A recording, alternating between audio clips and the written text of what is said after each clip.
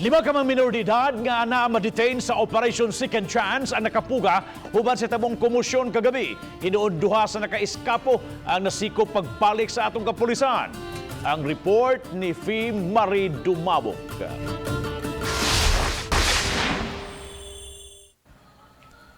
Nagpasad kining mga buak nga botilya sa daan gikan sa tugaran sa pasilidad hangtod na dinhi sa gate. Matod sa usa sa mga gwardya nga resulta kini sa pagpamato sa mga minor de edad nga buot pang mupuga. Mato mo na sila kay ako may kabantay diri gab. Sa actually ang natong mga gwardiya diha o atong mga nga nangayo og tubig. Then sa Calooy gitagaan so mo atong ilagi nakagawas ni daga. Desmagan. Sa pakisusi sa Guadalupe Police Station na sayran nga nahitabo ang komosyon pasado alas 7 kagabi. Dali-dayo nila kining girespondihan maong duha sa 5 ka mga nakapuga ang nasikop paglabay sa usa ka oras.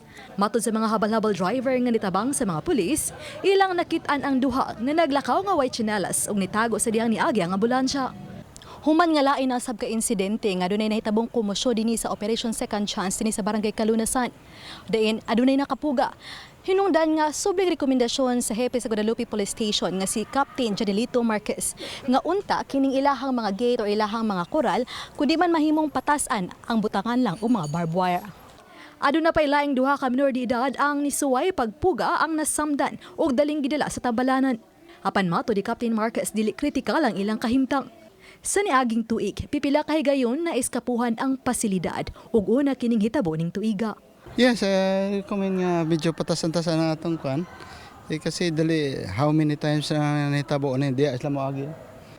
Panawagan sa kapulisan sa mga nakakitao na kaila sa lain pang mga nakapuga sa pag-report dayon sa ilang buhatan. Uban ni Cleofer Lumayag, ako si Fee Marie Dumabok. Balitang Bistak.